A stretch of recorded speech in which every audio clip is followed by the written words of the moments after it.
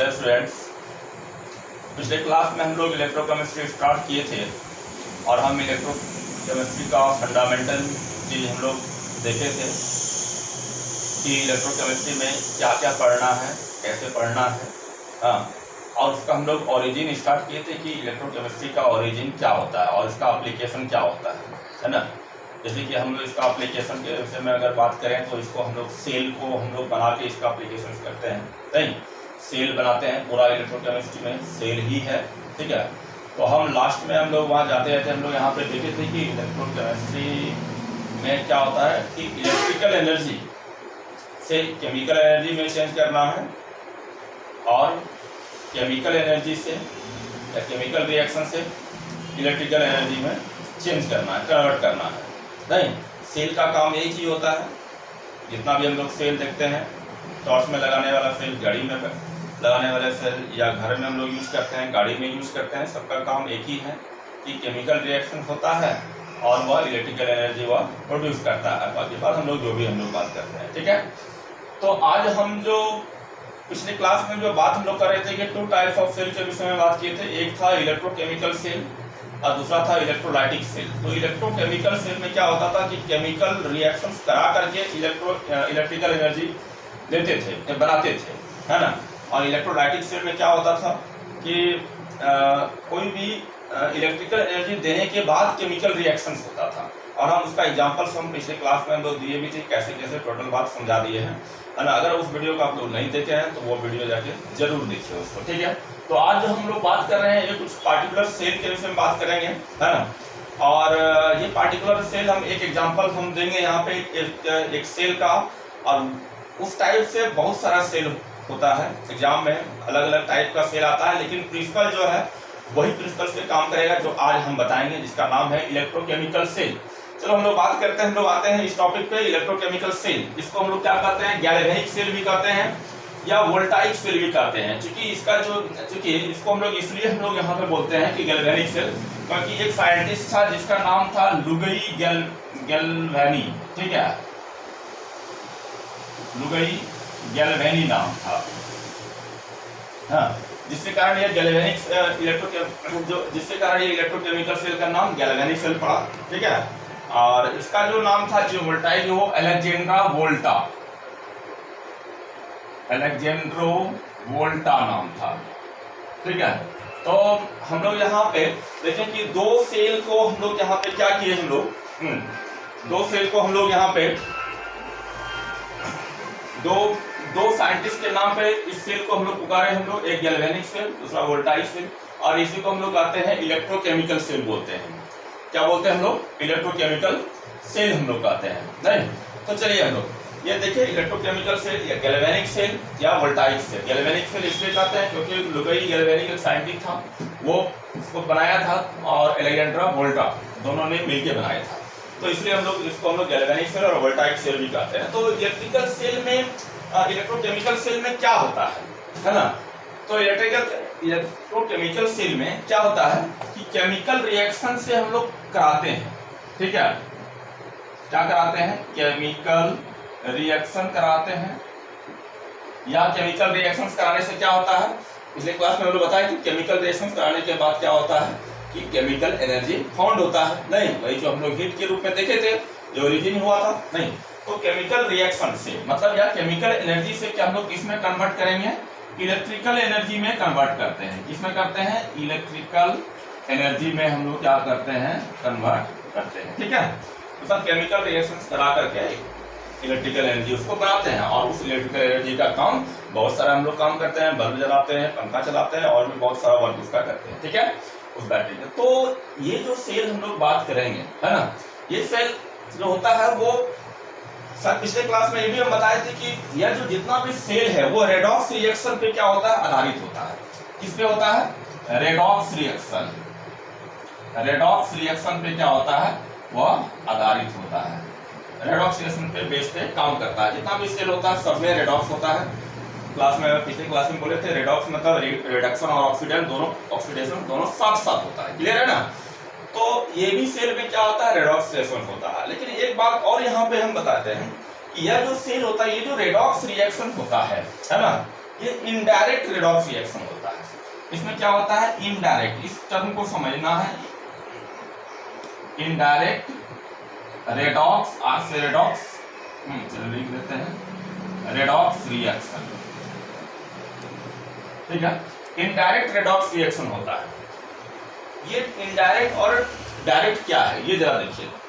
हम लोग जो पिछले क्लास में हम लोग किए थे कि एक कंटेनर लिए थे, है ना, कुछ एक्सपेरिमेंट किए थे। यहाँ पे हम लोग क्या रख दिए थे, CuSO4 का सॉल्यूशन रख दिए थे, ठीक है। और इसमें एक जिंक का रॉड डाल दिए थे। क्या डाले थे, जिंक का रॉड। तो कुछ समय के बाद हम लोग क्या ऑब्जर्व किए कि ये CuSO4 जो था ये कौन सा कलर का था, ये ब्लू कलर का। ये कौन सा कलर होता है, ब्लू कलर होता है। तो कुछ समय के बाद ये जेलन रॉड डालने के बाद कुछ समय के बाद क्या होता था कि यह सॉल्यूशन कलरलेस हो गया, धीरे धीरे फेड होते गया और फेड के बाद फिर क्या हुआ, वो कलरलेस हो गया। क्लियर है। तो हम यहाँ पे एक मैकेनिज्म के इसको जब देखा गया, इसको, है ना, मैकेनिज्म देखा गया, तो उसमें क्या हुआ था कि यहाँ पे, हाँ, क्योंकि ब्लू कलर जो होता है वो Cu2+ के कारण होता है। क्या होता है, Cu2+, क्योंकि यहाँ पे CuSO4 जो है Cu2+ और SO4 2 माइनस में रहता है। Cu2+ और SO4 2 माइनस में रहता है। तो Cu2+ यहाँ पे है इसलिए ब्लू था, है ना। अब ये ब्लू कलर कलरलेस हो गया, मतलब Cu2+ क्या हो गया, गायब हो गया। तो गायब कहाँ से हो गया, मतलब कि Cu2+ गायब कैसे हो गया कि Cu2+ से कोई 2 इलेक्ट्रॉन्स आया और ये बन गया कॉपर, जो हम लोग यहाँ पे देखे थे नीचे में एक प्रेसिपिटेट, रेड प्रेसिपिटेट जो है वो बनता था, ठीक है ना। ये बात हम लोग यहाँ पे किए थे। तो ये 2 इलेक्ट्रॉन्स कहाँ से आया, तो पता चला कि ये Zn जो है 2 इलेक्ट्रॉन को लॉस किया था और Zn2+ बनाया था, ये Zn 2 इलेक्ट्रॉन को लॉस किया था। क्लियर है। तो देखते हैं कि एक होता है ऑक्सीडेशन का, जो इलेक्ट्रॉन का लॉस करता है उसको क्या बोलते हैं, ऑक्सीडेशन। जो इलेक्ट्रॉन का गेन करता है उसको क्या बोलते हैं, रिडक्शन। ये पिछले क्लास में बताए थे। और जो इलेक्ट्रॉन लॉस करता है उसको हम लोग कहते हैं, जो ऑक्सीडाइज करता है उसको क्या बोलते हैं, रिड्यूसिंग एजेंट। मतलब Zn यहाँ पे रिड्यूसिंग एजेंट हुआ, और जो रिड्यूस कर रहा है, इलेक्ट्रॉन्स ले रहा है, उसको क्या बोलते हैं हम लोग, ऑक्सीडाइजिंग एजेंट बोलते हैं। ये सब 11th क्लास में हम लोग डिटेल में पढ़े थे, oxidising agent, reducing agent. 11th class को उसको देखिए, ऑक्सीडेशन रिडक्शन चैप्टर को उसको पढ़िए और समझिए उसको, ठीक है। तो ये जो हुआ था, यहाँ भी ऑक्सीडेशन और रिडक्शन, मतलब Zn का ऑक्सीडेशन, Cu2+ का रिडक्शन, दोनों साथ साथ हो रहा था। तो ये भी क्या हुआ, एक रेडॉक्स रिएक्शन हुआ, ठीक है ना। ये भी क्या हुआ, रेडॉक्स रिएक्शन हुआ। लेकिन ये यहाँ पे देखिए Zn, जिंक का जो इलेक्ट्रॉन्स, देखिए जिंक इलेक्ट्रॉन्स लॉस कर रहा है, और Cu इसी के कांटेक्ट में है, Cu2+ इसी के कांटेक्ट में, यहीं पे डूबा हुआ है, मतलब कहीं नहीं है। इसको हम लोग कहते हैं, इसको डायरेक्ट रेडॉक्स रिएक्शन। ये क्या हुआ, ये हुआ direct redox reaction, redox reaction हुआ, ठीक है। इसको हम लोग क्या बोलते हैं, डायरेक्ट रेडॉक्स रिएक्शन। मतलब कि ऑक्सीडाइजिंग एजेंट और रिड्यूसिंग एजेंट सेम कंटेनर में होता है और ये डायरेक्ट एक दूसरे से कांटेक्ट में है, इसलिए हम लोग क्या बोलते हैं, डायरेक्ट रेडॉक्स रिएक्शन। क्योंकि Zn जैसे इलेक्ट्रॉन को लॉस किया, कैसे Cu2+ ले लिया, कहीं गया नहीं उसका इलेक्ट्रॉन, इसलिए बोलते हैं डायरेक्ट। लेकिन यहाँ पे हम लोग जो बात करेंगे इलेक्ट्रोकेमिकल सेल से में हम लोग जो बात करते हैं वो इनडायरेक्ट रेडॉक्स रिएक्शन होता है। मतलब कि एक वायर के द्वारा, है ना, वायर के द्वारा इलेक्ट्रॉन्स जाता है, वो डायरेक्ट कांटेक्ट में नहीं रहता है। 2 अलग अलग वेसल रहता है, 2 अलग अलग बीकर रहता है, उसमें हम लोग सेल को बनाएंगे, ठीक है ना। इसलिए ये डायरेक्ट नहीं होगा। हम लोग देख लेंगे कि क्यों इसको इनडायरेक्ट हम लोग कहते हैं। अभी जस्ट हम लोग बात करेंगे तो समझ में आ जाएगा कि क्यों कहते हैं इनडायरेक्ट, क्योंकि 2 अलग अलग में सब्सटेंस रहता है, 2 अलग अलग कंटेनर में सब्सटेंस रहता है, ठीक है। तो हम लोग बात यहाँ से अब हम लोग करते हैं, इसको हम लोग मिटाते हैं और अब हम लोग बात करेंगे, थोड़ा गौर से देखिएगा, हम लोग सेल बनाते हैं, ठीक है।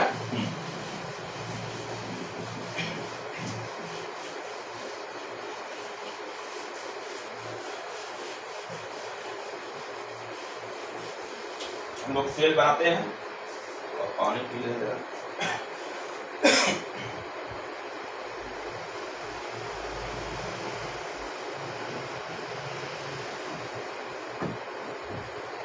चलिए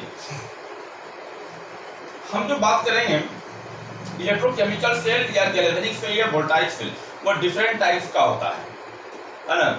उसमें रॉड अलग लगता है, इलेक्ट्रोलाइट अलग लगता है। तो आज जो हम एक जो मोस्ट इम्पॉर्टेंट जो सेल जो बनाएंगे, जो आपके हर एक बुक में जो है उसका एग्जाम्पल दिया रहता है, उस सेल के विषय में बात करेंगे, जिसको हम लोग कहते हैं, क्या कहते हैं, ZnCu सेल, ठीक है। या हम लोग इसका दूसरा नाम है, इसको हम लोग कहते हैं डेनियल सेल। क्या बोलते हैं? डेनियल सेल हम लोग कहेंगे। देखिए, डेनियल सेल हम लोग कहेंगे, इसको हम लोग पढ़ेंगे। इस प्रकार के बहुत सारा सेल आपके किताब में दिया हुआ है, या उसके आधारित क्वेश्चन भी पूछा जाता है, तो हम इस डेनियल सेल को हम लोग बात करेंगे। तो सबसे पहले क्या करते हैं, देखिए बहुत ही आराम से, बहुत कॉन्स्टेंट माइंड से इसको समझने का प्रयास कीजिए हम लोग क्या क्या कर रहे हैं। सबसे पहले हम एक कंटेनर लेते हैं, यहाँ पे एक कंटेनर लेते हैं। चलिए, एक कंटेनर ले लिया यहाँ पे, एक बीकर ले लिए या कंटेनर लेते हैं, ठीक है। दूसरा कंटेनर हम यहाँ भी लिए, तो आराम से इसको समझिए क्या किया, एक बर्तन इधर ले लिए, दूसरा बर्तन इधर ले लिए, या बीकर बर्तन जो बोलना चाहिए। हम लोग क्या किए कि इस बीकर में ZnSO4 का सॉल्यूशन लिए। इसका सॉल्यूशन लिए ZnSO4 जिंक सल्फेट का। इसका जो मोलरिटी है वो 1m लिए, मतलब 1 मोलर सॉल्यूशन लिए, ठीक है। मतलब कि 1m, कैपिटल M क्या है, 1m, थोड़ा m को हम लोग अलग कर देते हैं, 1m ZnSO4 का सॉल्यूशन लिए, ठीक है। और इसमें से हम क्या किए, एक जिंक रॉड डाल दिए,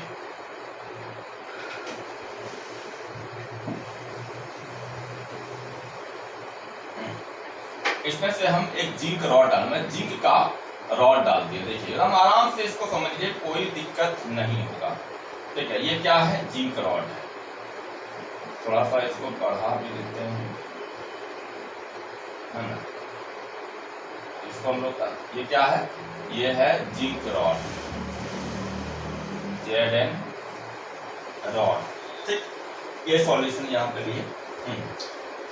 दूसरे बीकर में हम क्या लिए, CuSO4 का सॉल्यूशन लिए। क्या लिए, CuSO4 का solution, copper sulphate, blue colour का होता है। और इसका भी मोलरिटी कितना वाला लिए, 1m का लिए, मतलब 1 मोलर CuSO4 लिए। और इस CuSO4 में हम Cu का रॉड डाल दिए, Cu रॉड मतलब कॉपर का रॉड डाल दिए, कॉपर रॉड, ठीक है। यहाँ तक समझ में आया, कोई दिक्कत नहीं। तो देखिए इसको थोड़ा मिटा देते हैं। अब क्या किए, ये दोनों हम लोग ले लिए। लेने के बाद हम इसको वायर के द्वारा, एक कॉपर वायर के द्वारा, या कोई भी हम लोग कॉपर वायर हम लोग लेते हैं, जोड़ दिए, हाँ, यहाँ पे जोड़ दिए कॉपर वायर के द्वारा। और यहाँ पे हम लोग लगा दिए एक वोल्टमीटर। क्या लगा दिए, वोल्ट मीटर लगा दिए, ठीक है। वोल्ट मीटर यहाँ पे लगा दिया, ऐसे अब ये कर लेते हैं, इसको लगा दिया। जैसे यहाँ पे ये हो गया स्विच, क्या हो गया, या हम लोग के भी बोलते हैं, चाबी हम लोग कहते हैं, स्विच हम लोग कहते हैं, की हम लोग बोलते हैं। चल देखिए, जैसे हम इसको स्विच को या के को ऑन किए, जैसे हम क्या देखें कि ये जो वोल्टमीटर का जो डंटी है वो लेफ्ट साइड से ले गया, ठीक है। इसका मतलब यहां से यही इंडिकेट हुआ कि करंट फ्लो होना स्टार्ट हुआ, और इससे ये पता चला कि करंट जो फ्लो हुआ वो कॉपर इलेक्ट्रोड से इधर से, मतलब राइट से लेफ्ट की गया। करंट फ्लो, ठीक है, इधर गया, लेफ्ट से राइट की ओर, राइट से लेफ्ट की ओर गया। मतलब कि कॉपर इलेक्ट्रोड से, कॉपर रॉड से इधर गया, Zn रॉड की तरफ वो इलेक्ट्रॉन्स गया। तो आपको ये फिजिक्स में आप लोग पढ़े भी होंगे कि करंट जिधर से जा रहा है उसका जस्ट अपोजिट क्या होता है, इलेक्ट्रॉन फ्लो होता है। क्योंकि करंट दो कारण से होता है, हम भी बताए थे पिछले क्लास में। एक होता है मूविंग ऑफ इलेक्ट्रॉन, दूसरा होता है मूविंग ऑफ आयंस। तो चूंकि यहाँ पे वायर के द्वारा हो रहा है, यहाँ पे तो मूविंग ऑफ इलेक्ट्रॉन्स हो रहा है।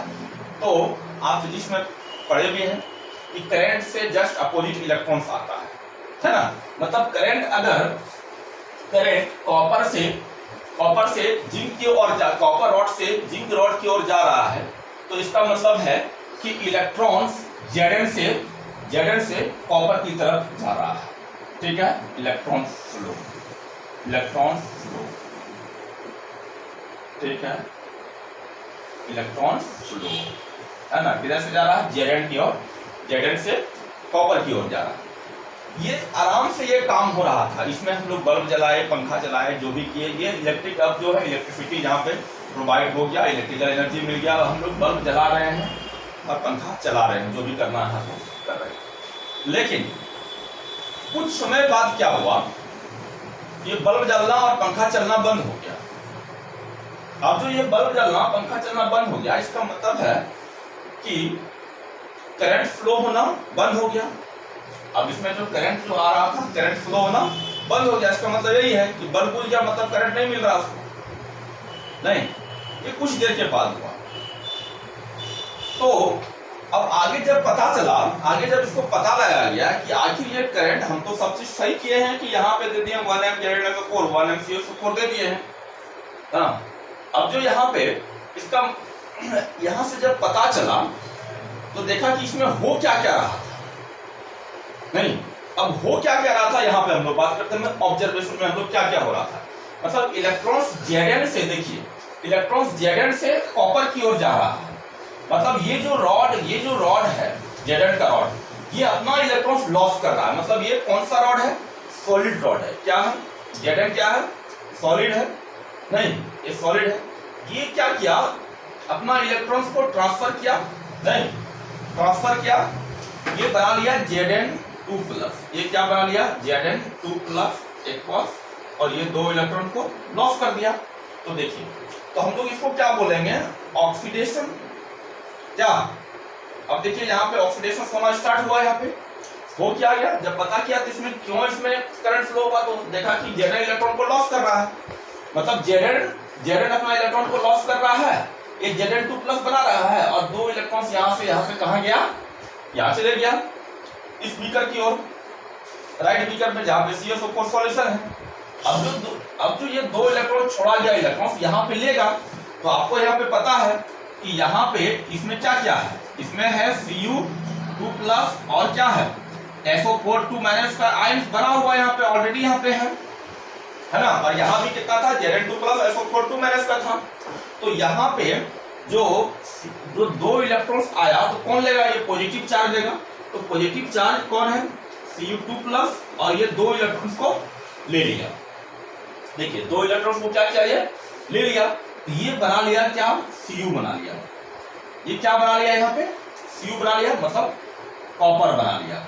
ठीक है। अब देखिए यहां से जब हम लोग यहाँ पर 1m ZnSO4 सॉल्यूशन, मतलब कि इसका 1 मोल दिए थे, और 1 मोल ZnSO4 कितना होता है? 6.022 into 10⁻23 मॉलिक्यूल्स ऑफ ZnSO4, और यहाँ भी 6.022 into 10⁻23 मॉलिक्यूल्स ऑफ CSO4। मतलब कि जितना यहाँ पे Zn2+ है, उतना ही SO4 2- है, यहाँ पे है अभी नहीं। और उस समय यहाँ पे क्या था कि जितना Cu2+ है, SO4 2- उतना ही है, नहीं। ये सब बात हम लोग पहले से जान रहे थे। अब जो क्या हुआ, अब जो Zn अपना इलेक्ट्रॉन्स तो यहाँ पे भेजने लगा, नहीं, जिसके कारण वो क्या हुआ? करंट फ्लो स्टार्ट हो गया, करंट होना। लेकिन कुछ देर के बाद वही हुआ कि वो बंद हो गया। तब और जब इसको हम लोग ऑब्जर्व किए कि आखिर इसमें क्या बात है, बंद होने का कारण क्या है, तब यहाँ पे पता चला कि यहाँ पे इधर पॉजिटिव चार्ज बढ़ गया और इधर नेगेटिव चार्ज बढ़ गया है, इसलिए ये करंट फ्लो बंद हो गया। अब क्यों होता है जरा देखते हैं हम लोग। देखिए Zn तो अपना इलेक्ट्रॉन लॉस कर दिया, Zn अपना इलेक्ट्रॉन लॉस कर दिया, और ये वायर के होकर यहाँ चले गया। तो जो Zn2+ जो बना, देखिए ऑलरेडी Zn2 प्लस और SO4 2 माइनस की संख्या यहाँ पे बराबर है, लेकिन अब जो Zn इलेक्ट्रॉन लॉस किया तो इसका जो Zn2 प्लस कहाँ गया, इसी में चले गया। नहीं, ये Zn2 प्लस कहाँ गया, यहाँ पे आया, सॉल्यूशन में आया। तो सॉल्यूशन में आने से क्या हुआ कि Zn2 प्लस की संख्या क्या हुआ, वो बढ़ने लगा। अब Zn2 प्लस क्या हुआ, पहले जितना पहले Zn2 प्लस और SO4 2 माइनस था बराबर था, उसमें न्यूट्रलाइज क्या होता, प्लस माइनस बराबर हो गया तो न्यूट्रलाइज क्या हुआ था। लेकिन अब यहाँ पे पॉजिटिव चार्ज क्या हुआ, वो बढ़ गया। अब सोचिए, आप सोचिए, अब ये पॉजिटिव चार्ज बढ़ गया तो इसके चारों तरफ क्या हो, पॉजिटिव चार्ज आ गया।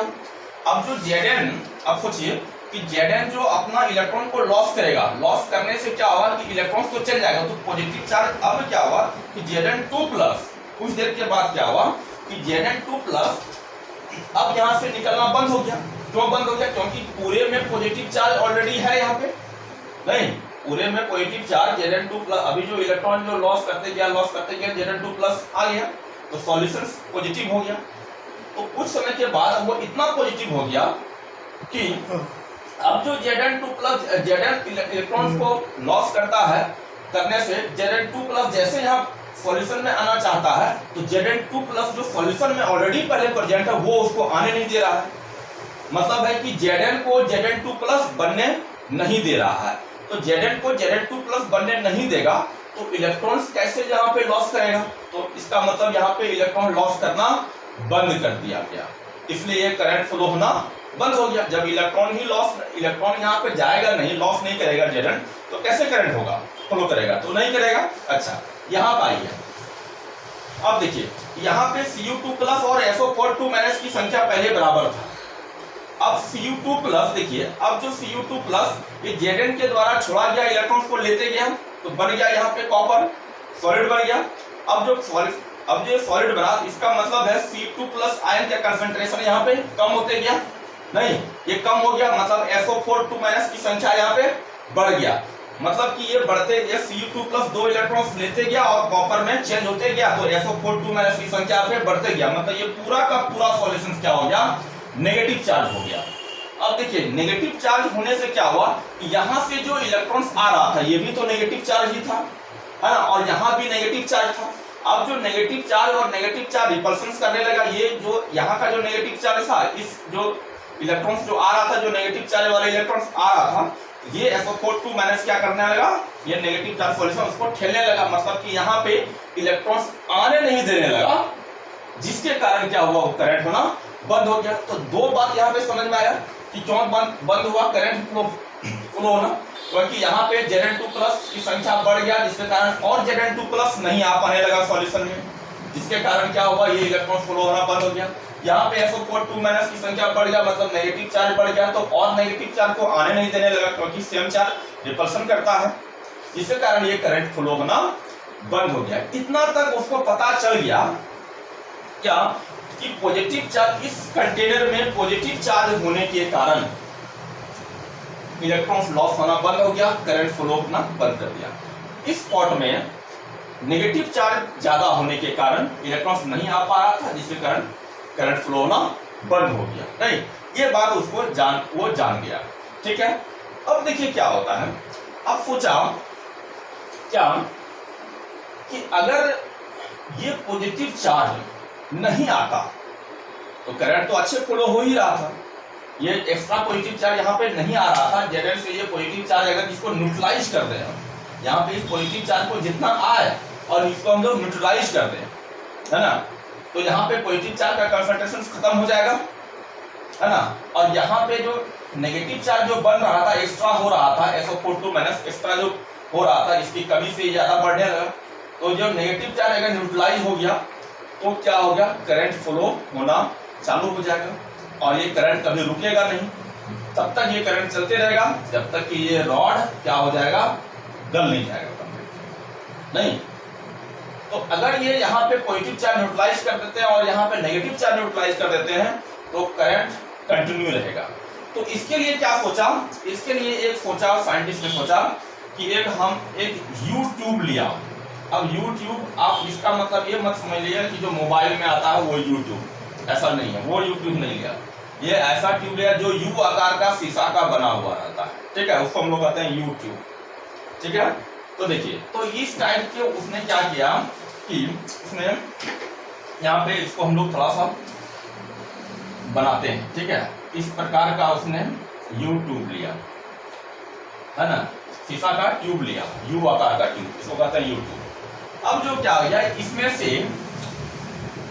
से क्या भरा गया, इसमें से भरा गया अगर एक कंपाउंड होता है या जिलेटिन, अगर या जिलेटिन, है ना, अगर या जिलेटिन, यहां लिख देते हैं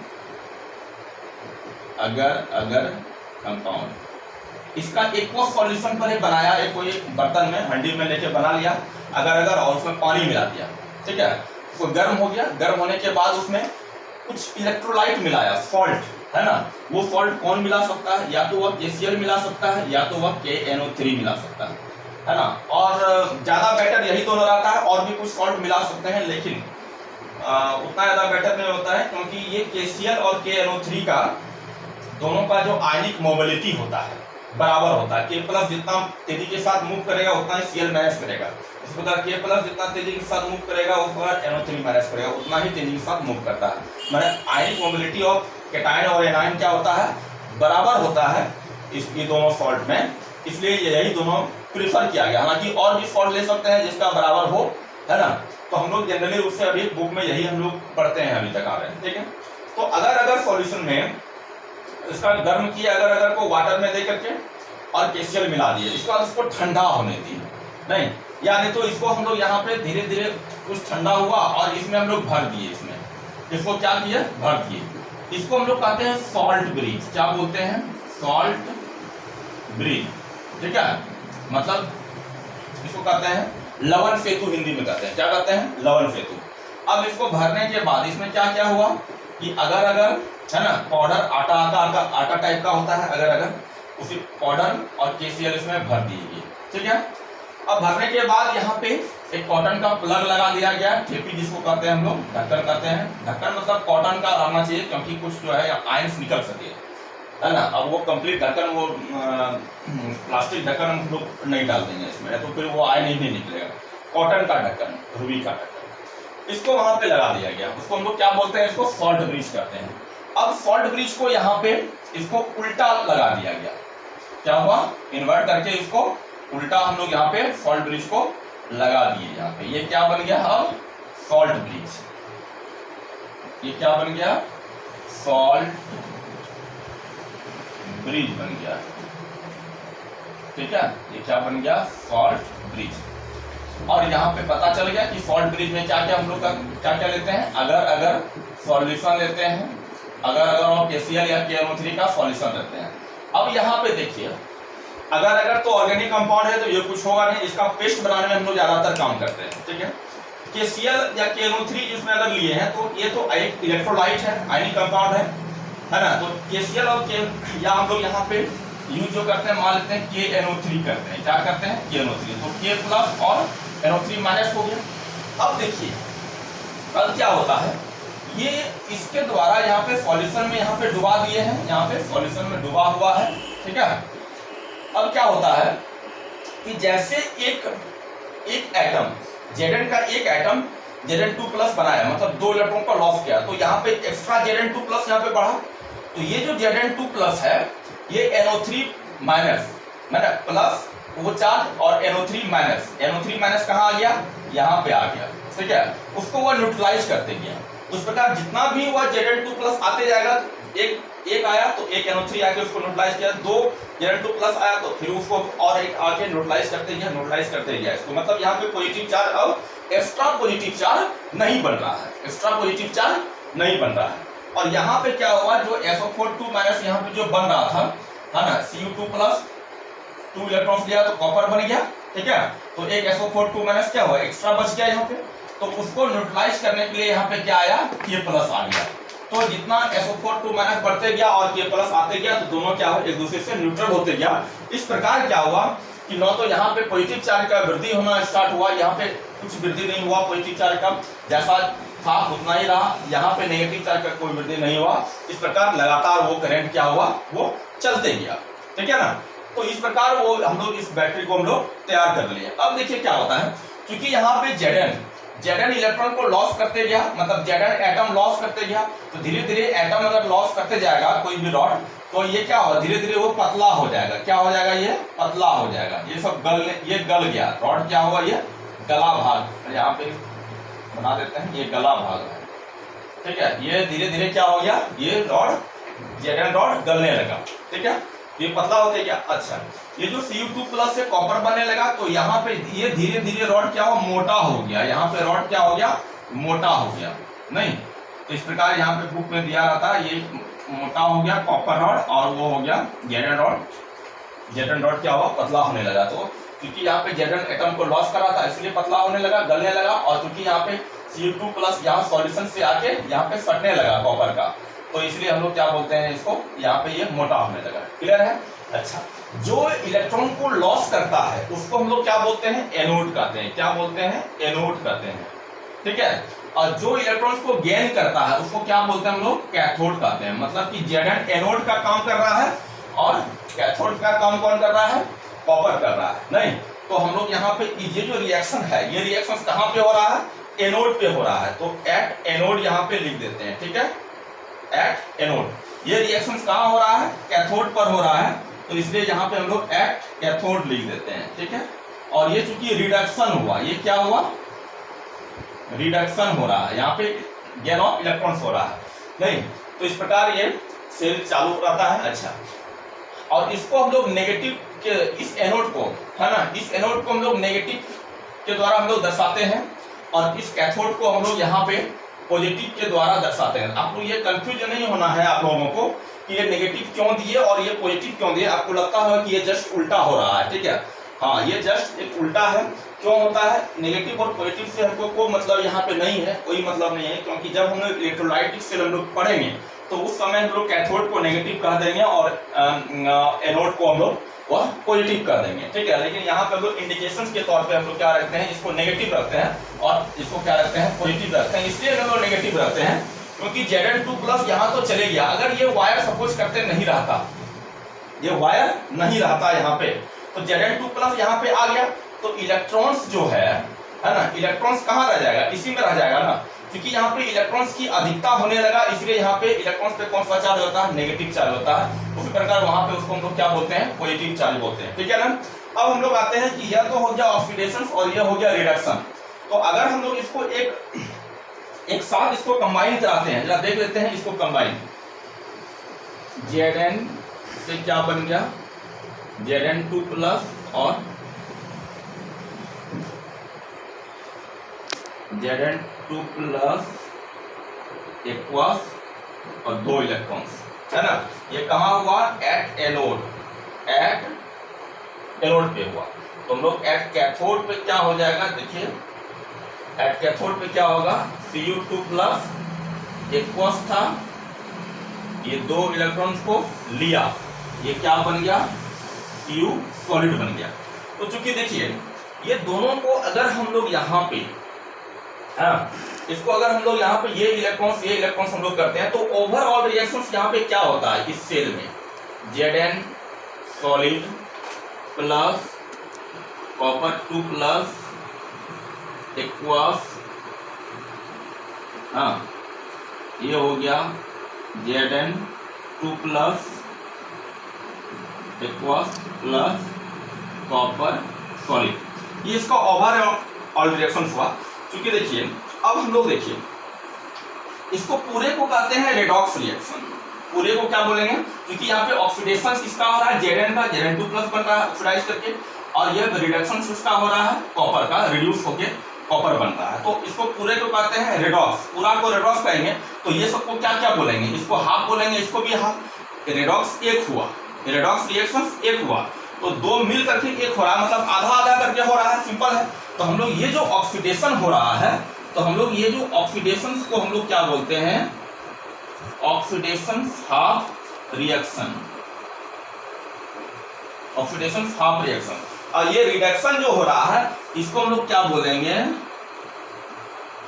रिडक्शन हाफ रिएक्शन, ठीक है, क्लियर है। चलिए यहाँ तक जो है ये इस प्रकार से हम लोग क्या करते हैं, एक सेल का हम लोग निर्माण करते हैं। और ये सेल आप लोगों को समझना काफी इंपॉर्टेंट है, क्योंकि हम लोग इसी के बेसिस पे हम लोग आगे हम लोग पढ़ेंगे।